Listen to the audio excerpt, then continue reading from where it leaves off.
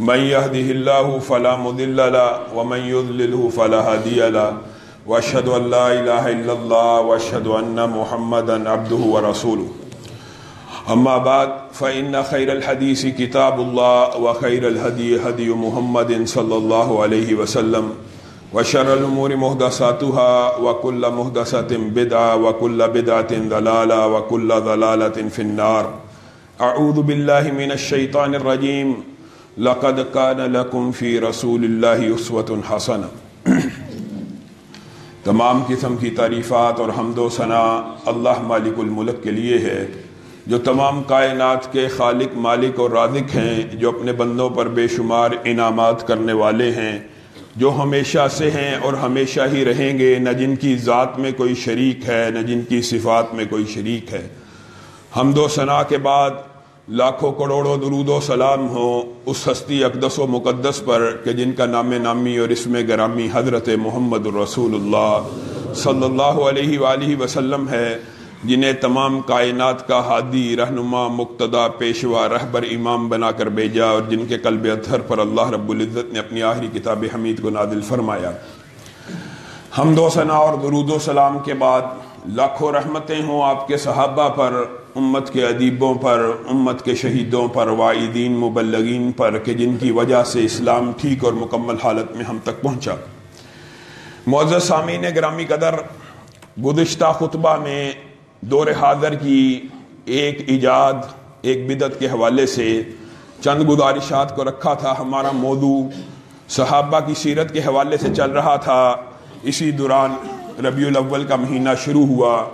اس مناسبت سے ہم نے پچھلے خطبے میں آپ کے سامنے بعض اقوال ان کے رکھے کہ یہ کہتے ہیں میلاد کا منکر کافر ہے، اور میلاد کا منکر فلاں ہے، فلاں ہے، فلاں ہے، اور حقیقت میں یہ فتویٰ خود ان پہ لگتا ہے، کیونکہ نبی کریم صلی اللہ علیہ وسلم کو نور من نور اللہ مانتے ہیں۔ اللہ کا نور پیدا نہیں ہوتا۔ اسی طرح نور بشر کے حوالے سے چند گزارشات کو رکھا تھا۔ آج آپ کے سامنے نبی محترم کی سیرت کے چند خوبصورت پہلو اور نبی کریم صلی اللہ علیہ وسلم کے مقام و مرتبے کے حوالے سے گفتگو کرنا ہے، لیکن اس سے قبل بعض اشکالات ان کو رفع کرنا بہت ہی ضروری ہے۔ سوشل میڈیا کے اوپر، ٹی وی کے اوپر دلائل، ماشاءاللہ دلائل کیا دیے جاتے ہیں؟ یہ ہم پہ جی الزام ہے، یہ بدعت نہیں ہے، یہ ہم پہ الزام لگایا جاتا ہے۔ کس وجہ سے الزام لگایا جی؟ دلائل دیکھیں۔ نبی کریم صلی اللہ علیہ وسلم نے بریانی کبھی کھائی؟ ہم کھاتے ہیں، یہ بریانی بھی بدعت ہوگی۔ نبی کریم صلی اللہ علیہ وسلم نے گاڑی پہ کبھی سواری کی؟ ہم کرتے ہیں، یہ گاڑی بھی بدعت ہے، ہوائی جہاز بھی بدعت ہے۔ دلائل یہ دیے جا رہے ہیں۔ اللہ کے بندو، ایک بات یاد رکھو، اور بھی بہت سی ویڈیوز وائرل ہو چکی ہیں۔ منع کی دلیل دکھائی جائے، منع کی دلیل دکھائی جائے، منع کہاں پہ ہے؟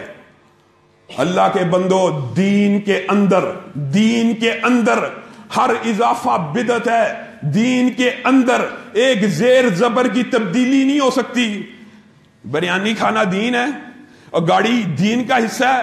کوئی بندہ دنیا میں ایسا ہے جو کہتا ہوائی جہاز دین کا حصہ ہے؟ کوئی ہے؟ جی آپ گھڑی پہنتے ہیں، مولوی صاحب نبی کریم کے دور میں گھڑی نہیں تھی، یہ بھی بدعت ہے؟ بدعت کی تعریف، بدعت کا مقام، بدعت کا مطلب یاد رکھ لیجئے۔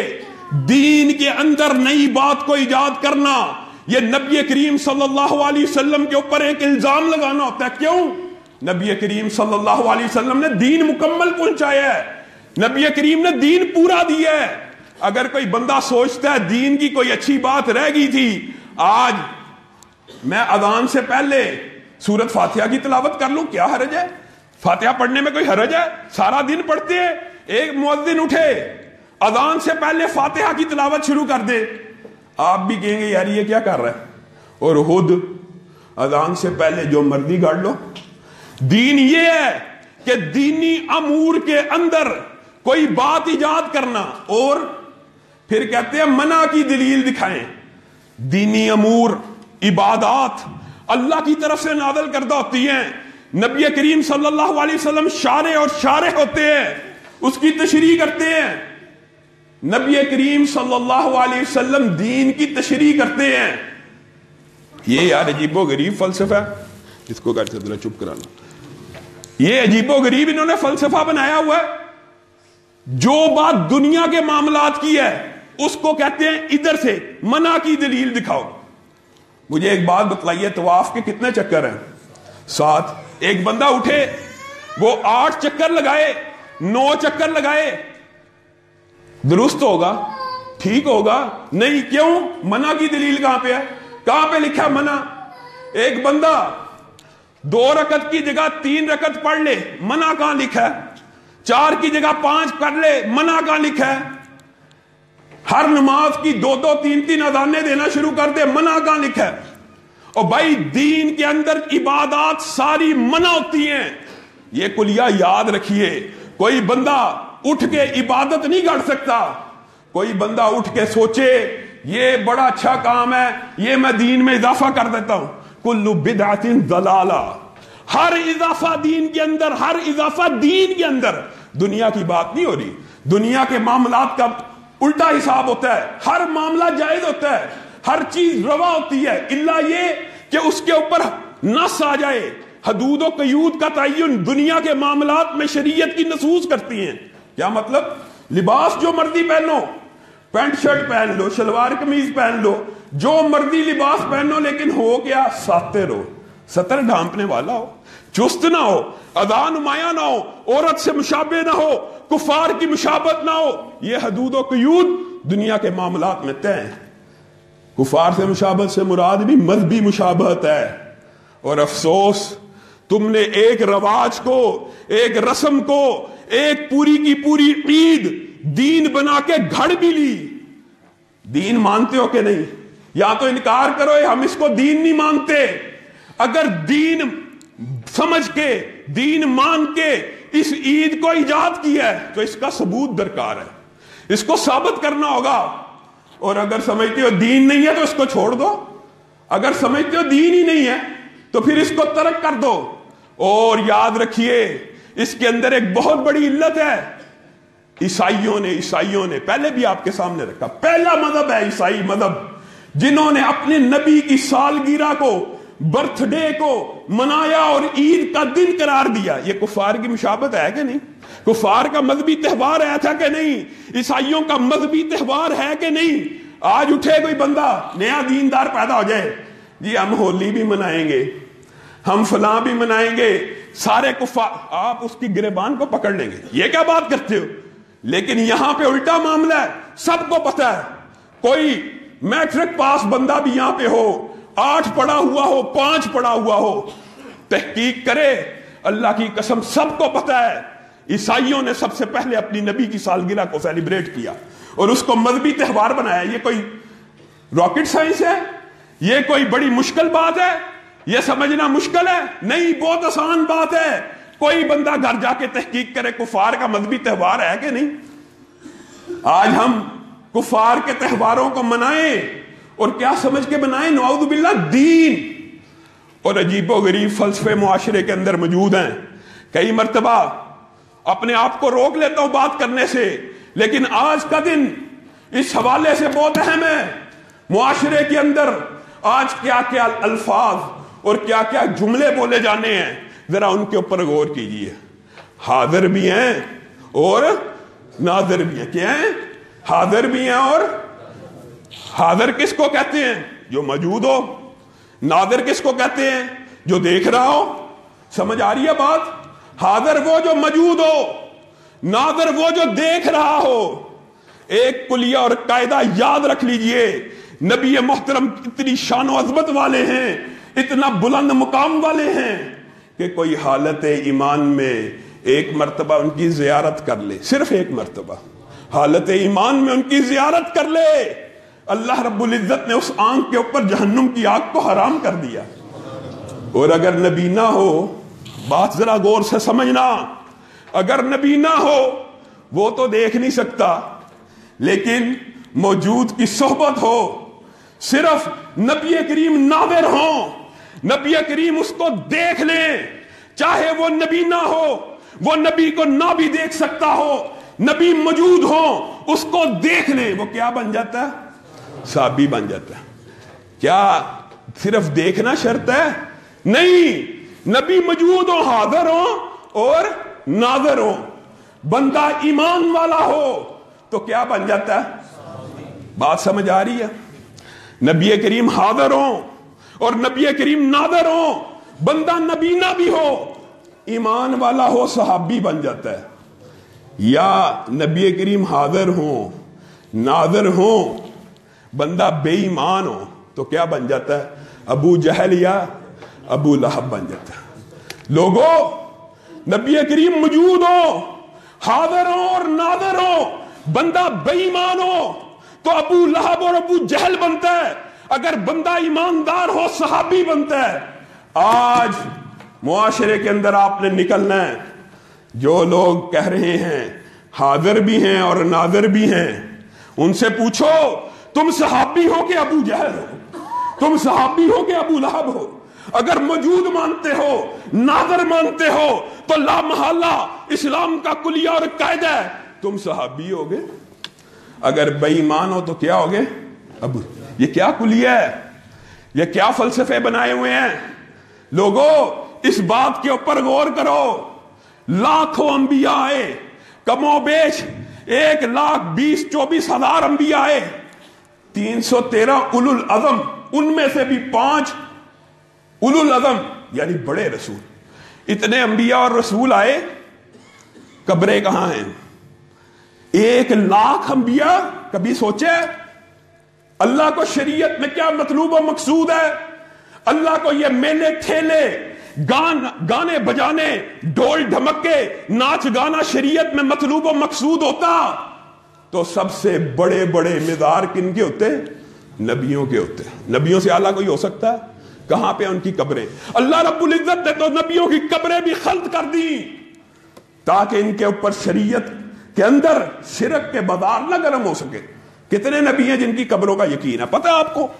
کبھی تاریخ کا مطالعہ کریں، 10 انبیاء ہیں صرف جن کی قبر کے بارے میں شک ہے کہ یہ اس کی قبر ہے، یہ ان کی قبر ہے، یہ ان کی قبر ہے۔ واحد نبی کریم صلی اللہ علیہ وسلم ہے، واحد جن کی قبر کے بارے میں 100% یقین ہے۔ لوگوں، یہ قبر پرستی، مزار، میلے ٹھیلے، ناچ گانا، ڈھول ڈھمکے تو اسلام سے قبل کسی شریعت میں اللہ رب العزت نے روا نہیں رکھے۔ اگر یہ شریعت میں ان چیز کی اجازت ہوتی تو اللہ تعالیٰ اپنے نبیوں کی قبروں کو غائب کر دیتا، اللہ اپنے نبیوں کی قبروں کو محو کر دیتا۔ صحیح حدیث کے الفاظ ہیں، نبی ایک ایسی کلاس سے تعلق رکھتا ہے کہ اس کے جسم کو مٹی نہیں کھا سکتی۔ جو نبی ہوتے ہیں ان کے جسموں کو مٹی بھی نہیں کھاتی، لیکن اللہ تعالیٰ نے ان کی قبروں کو محفوظ نہیں رکھا۔ کس وجہ سے؟ کیونکہ یہ دین میں مطلوب نہیں تھا، شریعت میں مقصود نہیں تھا۔ اب آئیے برتھ ڈے کی طرف۔ اگر دین میں، شریعت میں عیسائیوں کی طرح برتھ ڈے اور سالگرہ کا کوئی کنسپٹ ہوتا تو وہ قرآن ذرا غور کرنا، انسان ایک مسجد میں کھڑا ہو، عام کوئی مسجد ہو، قل هو اللہ پڑھے، پہلا سپارہ پڑھے، دوسرا، تیسرا، ابھی زیر یا زبر کی غلطی نہیں کرتا، زیر یا زبر کی غلطی نہیں کرتا، پیچھے ٹوکنے والے حافظ موجود ہوتے ہیں، فٹافٹ اس کی غلطی کو صحیح کر دیتے ہیں۔ ایک قرآن کسی ایک مسجد میں مسلمانوں کی بستی میں پڑھا جائے، زیر زبر کی غلطی ہو، پیچھے 10 حافظ کھڑے ہیں ٹوکنے کے لیے۔ جو رب قرآن کی ایسی حفاظت کر سکتا ہے، کیا اپنے نبی کی تاریخ پیدائش کی حفاظت نہیں تھا کر سکتا؟ آج تاریخ پیدائش پہ اختلاف وسیع، کوئی کہتا ہے 8، پیر عبد القادر جیلانی کہتے ہیں 10، آپ کے پیر ہیں، آپ نے ان کی بھی ماننی۔ احمد رضا خان کہتے ہیں 8 ربیع الاول، آپ نے ان کی بھی نہیں ماننی۔ علماء کا اتفاق 9 ربیع الاول پیر کا دن۔ اس سن میں اگر حساب لگائے، آج بھی کوئی بندہ اٹھے، آج تحقیق کرنا شروع کرے، اس کو سمجھ آ جائے گی پیر اپریل 20 کس دن آئی، سب کو پتا 9 ربیع الاول کو۔ اسی لیے اختلاف ہے 8 یا 9 تاریخ پیدائش۔ بالفرض میں کہتا ہوں 12 ربیع الاول بھی مان لی جائے، تو اگر یہ دینی تہوار ہوتا، نبی کریم 23 سال زندہ رہے، آخری دن خطاب کر رہے ہیں، لوگوں میرے صحابہ گواہو میں نے دین پورا پہنچا دیا ہے۔ صحابہ کہتے ہیں آپ نے دین پہنچا دیا ہے۔ نبی کریم اللہ کا شکر ادا کرتے ہیں، لوگوں نیکی کا کوئی ایک عمل ایسا ہوتا، نیکی کا کوئی ایک عمل ایسا ہوتا جس سے امت کو فائدہ ملتا، جس سے نبی کی امت جنت میں چلی جاتی، نبی کریم اس کو چھپا کے جاتے؟ نبی کریم اس کو، اور دلائل پتہ کیا ہیں؟ اچھا دلائل بھی اپنے اپنے، جی صحابہ نے بھی منائی ہے، دوسرے کے پاس چلے جاؤ، نہیں صحابہ تابعین سے ثابت نہیں ہے، چاروں امام برحق ان سے بھی ثابت نہیں ہے، لیکن اچھی چیز اچھی نیت کے ساتھ کوئی حرج نہیں ہوتا۔ لوگوں یہ کیا فلسفہ ہے؟ اللہ کی قسم اس فلسفے کے ساتھ اگر انسان چلے، کوئی اٹھے اپنی مرضی سے دین میں تبدیلی کر دے۔ نبی کریم صلی اللہ علیہ وسلم کے پاس حوض کے اوپر کچھ بندے آئے، وضو کے نشان ہے، نبی کریم نے کہا میری امت کی ان کو کیوں پیچھے کر رہے ہو؟ فرشتے ان کو درے مار رہے ہیں، یہ آپ کی امت کے تو تھے، لیکن صحیح حدیث ہے، لیکن آپ کے دنیا سے چلے جانے کے بعد انہوں نے دین میں ایسی بات، دین میں عجیب و غریب مسائل ہے، دنیا کے معاملات کی تطبیق دین پہ کرتے ہو، دین میں نئی باتوں کو ایجاد کر دیا۔ نبی کریم نے کہا سخن دفع ہو جائیں، دور ہو جائیں، ان کو میں محمد صلی اللہ علیہ وسلم کی ایمانداری پہ شبہ تھا، ان کو یہ شک ہے کہ نبی کریم نے پورا دین نہیں پہنچایا، اور لوگوں کتنی نکمی بات ہے، نبی کریم کو اعلیٰ بھی مانتے ہو، افضل بھی مانتے ہو، رسول بھی مانتے ہو، الیوم اکملت لکم دینکم بھی مانتے ہو کہ دین کامل ہے، مکمل ہے، ایک قطرہ بھی، ایک پیمانہ بھرا ہوا اس میں ایڈ نہیں ہو سکتا، ایڈ ہوگا تو گر جائے گا۔ ان سب باتوں کے بعد کہتے ہو نہیں جی دین میں نیک نیتی کے ساتھ کوئی اگر بات کر لی جائے، نعوذ باللہ، یہ کیسی باتیں ہیں؟ نہ صحابہ نے منائی، نہ تابعین نے منائی، نہ ائمہ اربعہ نے منائی، عرصہ بیت گیا، یہ کہاں سے رسم نکالی؟ ذرا غور تو کرو، دوسرے کے پاس جاؤ، واقعی جی یہ ٹھیک، اچھا دلائل اپنے اپنے، کوئی کہے گا صحابہ نے منائی ہے، کوئی کہے گا صحابہ نے نہیں منائی، کوئی کہے گا فلاں صدی میں تھی، کوئی کہے گا جناب کوئی حرج نہیں ہوتا۔ لوگوں نبی کریم صلی اللہ علیہ وسلم کی ذات اتنی اعلیٰ اور افضل ہے، حسان ابن ثابت نے کہا تھا وَأَحْسَنَ مِنْكَ لَمْ تَرَ قَطُّ عَيْنِي وَأَجْمَلَ مِنْكَ لَمْ تَلِدِ النِّسَاءُ خُلِقْتَ مُبَرَّأً مِنْ كُلِّ عَيْبٍ كَأَنَّكَ قَدْ خُلِقْتَ كَمَا تَشَاءُ۔ آقا آپ اتنے خوبصورت ہیں کہ کسی ماں نے جنا ہی نہیں، آپ اتنے جمیل ہیں کسی آنکھ نے دیکھا ہی نہیں، ہمیں لگتا ہے یوم تخلیق میں اللہ کی بارگاہ میں کھڑے تھے، اللہ کو کہتے تھے مجھ کو ایسا بنا، مجھ کو ایسا بنا، آپ کہتے چلے گئے اور رب بناتا چلا گیا۔ یہ نبی کریم صلی اللہ علیہ وسلم کی شان ہے، اسی پر بس ہے۔ نبی کریم صلی اللہ علیہ وسلم کے مقام کے ساتھ آج حقیقی معنوں میں مذاق اڑایا جا رہا ہے۔ وہ نبی جو آلات موسیقی کو توڑنے کے لیے آئے، نعوذ باللہ ثم نعوذ باللہ، نیٹ اٹھائیے، ویڈیو دیکھیے، وہ نبی جو غیر محرم عورت پردے میں سے ہاتھ کو آگے بڑھاتی ہے تو نبی کریم آنکھوں پہ ہاتھ کو رکھ لیتے ہیں کہ میں محمد صلی اللہ علیہ وسلم ہاتھ ملانا کو دور کی بات غیر محرم کے ہاتھوں کو دیکھنا بھی نہیں چاہتا۔ اس نبی کی یہ امت ہے، بھنگڑے عورتیں ڈال رہی ہیں، نیٹ پہ ویڈیو موجود ہے، عید میلاد النبی کا فنکشن ہے، مزار ہے، عورتیں سامنے ناچ رہی ہیں، اور کس پہ ناچ رہی ہیں؟ نعوذ باللہ۔ وہ نبی جو صحابی کے ساتھ جا رہا ہے، کان میں انگلی دے دی، بہت عرصہ گزر گیا، اشارے سے پوچھا، بانسری بجانے والا چلا گیا، اشارے سے صحابی سے پوچھ رہے ہیں، کان سے نکال لیا۔ وہ نبی جو بانسری کی آواز سننا نہیں چاہتا، وہ نبی جو طبلے، ستار، گٹار کے بارے میں حرمت کے فتوے لگاتا ہے، وہ نبی جو موسیقی کو حرام کرنے کے لیے آیا، آج اس نبی کا نام ڈھول اور طبلوں پہ لیتے ہو اور تمہاری غیرت کو کوئی فرق نہیں پڑتا۔ آج اس نبی کے نام کے ساتھ طبلے، باجے، گاجے، ہارن بجاتے ہو، شرم نہیں آتی؟ وہ نبی جو قافلے کے اندر اونٹ کے گلے میں ڈلنے والی گھنٹی کو توڑنے والا ہو. گھنٹی کی کوئی موسیقی ہوتی ہے؟ گھنٹی کے اندر کوئی سر اور ساد ہوتا ہے؟ وہ نبی جو قافلے کے اندر اونٹ کے گلے میں گھنٹی کو گوارا نہ کرے. تم اس کا نام ڈھول پہ لیتے ہو, تم اس کا نام تبلوں پہ لیتے ہو اور کہتے ہو ہمیں محبت ہے. نعوذ باللہ, تم اپنے محبت کے دعووں میں جھوٹے ہو. بازار تمہارے پسندیدہ. نبی کریم نے فرمایا زمین کے اوپر سب سے بدترین جگہ بازار ہیں اور زمین کے اوپر سب سے پسندیدہ جگہ مسجدیں ہیں. مسجدوں میں تو آنا ہی نہیں, نماز تو ادا کرنی ہی نہیں, لیکن عشق رسول بڑا ہے, محبت رسول بڑی ہے. اور لوگوں, نبی کریم صلی اللہ علیہ وسلم کا مقام و مرتبہ یہ ہے. رات سوئے ہوئے تھے, اٹھے, جبریل امین کو ہمراہ پایا. آقا چلیے, کہاں جانا ہے؟ مسجد اقصی جانا ہے. اچھا. آقا کو لے کے مسجد اقصی کی طرف روانہ ہوئے. آقا نے مسجد اقصی میں بڑے خوبصورت چہرے دیکھے, نورانی چہرے, سرخ و سفید چہرے, لمبی داڑیاں, خوبصورت, قابل رشک. جبریل امین سے کہا کون ہے؟ آقا آدم سے لے کر عیسیٰ تک جتنے انبیاء دنیا سے چلے گئے تھے, آج معجزانہ طور پر آپ کے اکرام کے طور پر ان کو زمین پہ نازل کیا گیا. اچھا, یہ زمین پہ نازل ہوئے کس لیے؟ آقا یہ نماز کو ادا کرنے کے لیے نازل ہوئے ہیں. اچھا, یہ نماز کو ادا کیوں نہیں کر رہے جبریل؟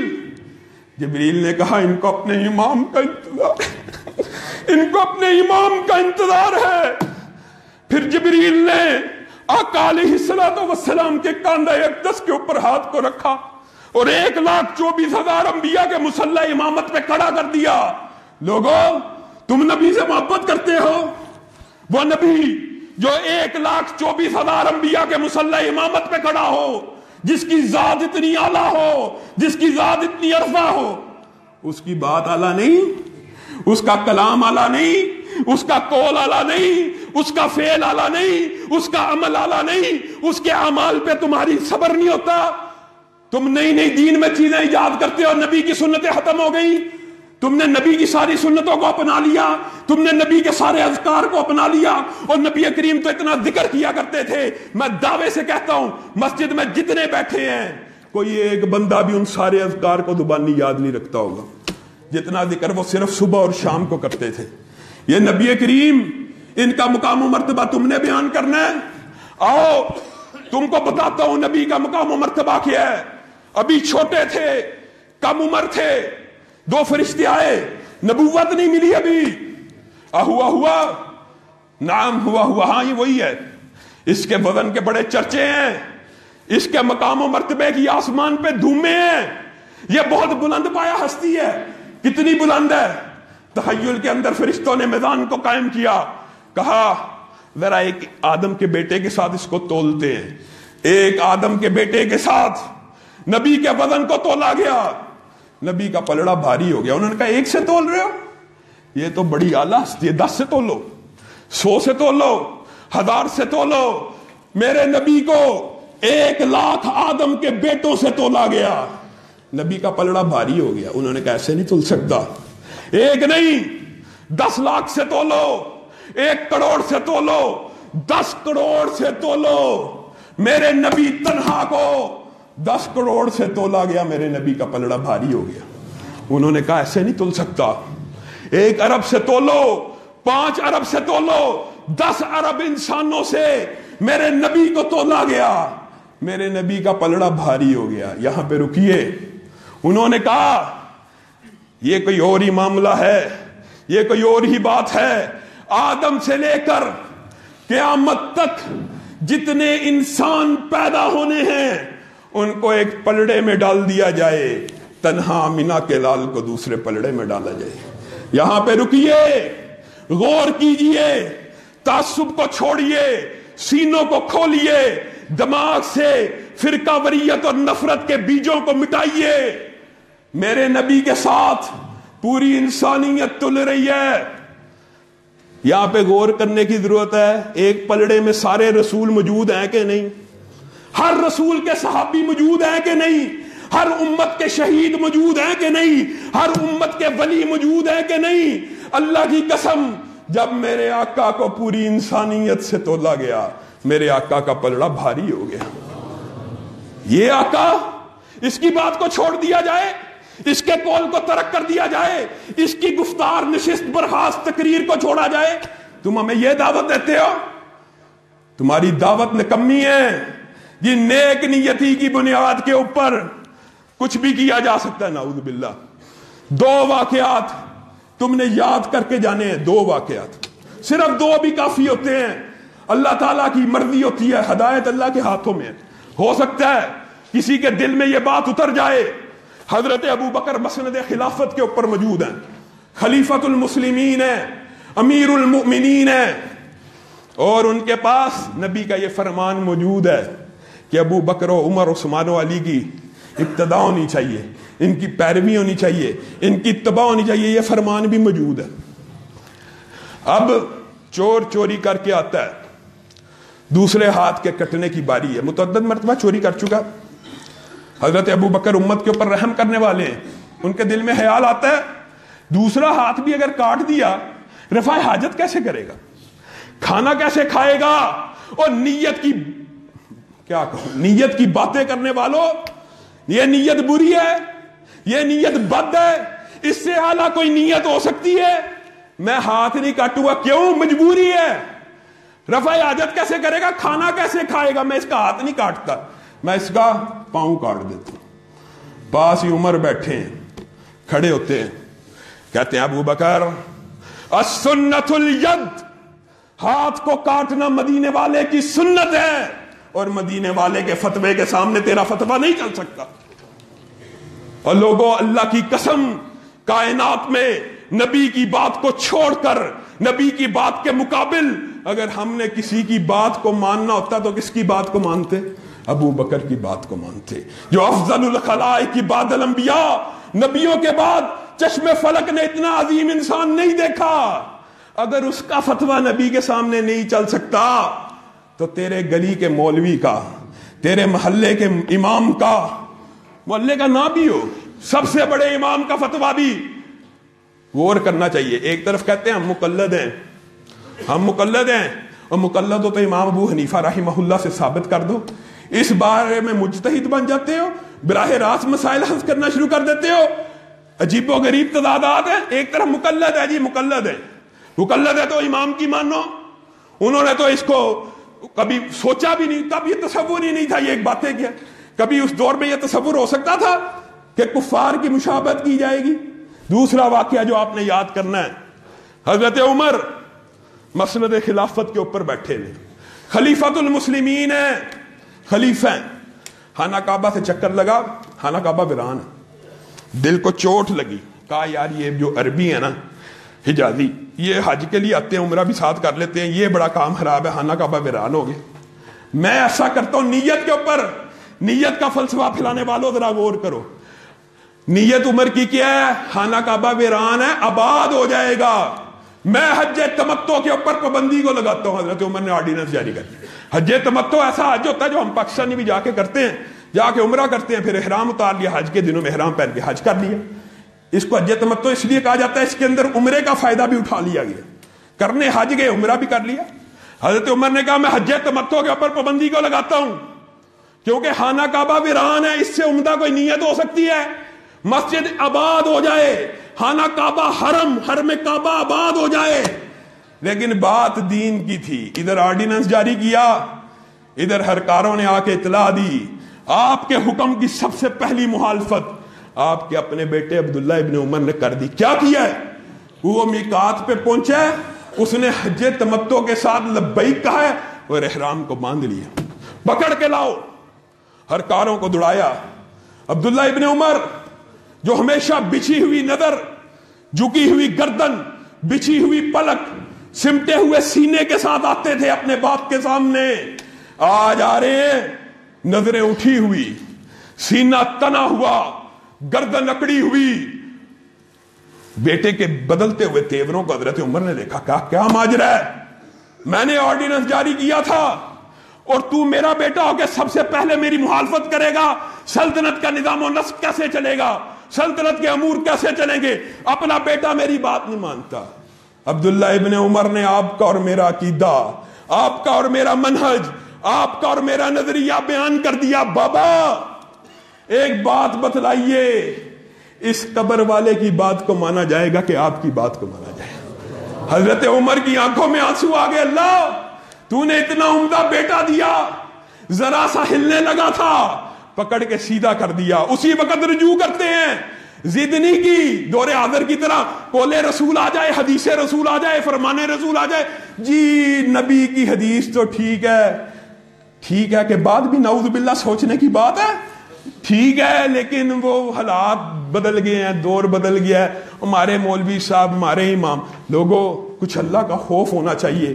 اگر نبی کے بعد کسی کی بات کو مانا جاتا، ابو بکر ہوتے یا عمر ہوتے؟ عمر کون؟ عمر۔ میرے بعد اگر نبوت کا سلسلہ جاری رہتا تو جبریل امین جس کے قلب اطہر پہ اترتے وہ عمر کا دل ہوتا۔ وہ عمر فتویٰ دے رہا اور بیٹا کہہ رہا بابا آپ کی بات کو مانا جائے کہ اس قبر والے کی بات کو مانا جائے۔ لوگوں اپنے نظریات کو بدلو، دین کے اندر ایک زیر زبر کا ایک ہلکا سا بھی اضافہ یا کمی یا بیشی کا نظریہ رکھنا ایسے ہے، نعوذ باللہ ایسے ہے جیسے نبی کریم صلی اللہ علیہ وسلم پہ تان کرنا ہے کہ نبی کریم نے پورا دین نہیں پہنچایا، یا نیکی کی کوئی بہت بڑی بات تھی جو امت سے چھپا گئے۔ وآخر دعوانا ان الحمدللہ رب العالمین۔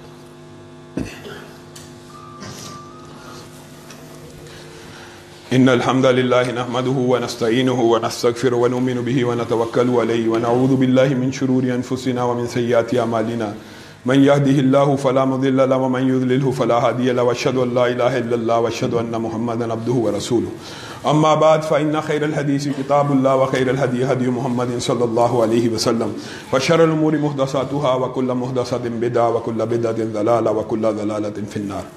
معزز سامعین گرامی قدر، دور حاضر کے اندر جتنی خرافات بدعات موجود ہیں ان کی اگر غور کیا جائے تو ایک بنیاد یہ بھی بنائی جاتی ہے کہ جو دنیا سے چلا جاتا ہے وہ دنیا میں نعوذ باللہ آتا جاتا ہے۔ یہ فلسفہ نہ قرآن سے ثابت ہے، نہ حدیث سے ثابت ہے، نہ صحابہ سے ثابت ہے، نہ تابعین سے، نہ ائمہ اربعہ سے۔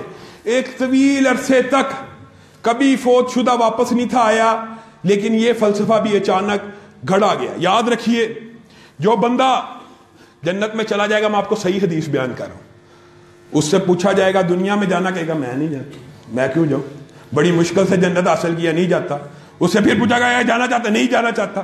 صرف کائنات میں ایک مقام ایسا ہے شہادت کا، جب بھی اس سے پوچھا جائے گا دنیا میں جانا چاہتا ہے، ہاں اللہ میں دنیا میں جانا چاہتا ہوں، کیونکہ جس وقت میں شہید ہوا جو پردے کھلے، جو انعامات دیکھے، جو تیرے کرام دیکھے، جو تیری نعمتیں دیکھی، میرا دل کرتا ہے میں بار بار وہ نظارہ کروں۔ واحد شہید اور شہید یاسین اپنی طرف سے بات نہیں کہہ رہا، یہ بات بھی سمجھ کے جائیے۔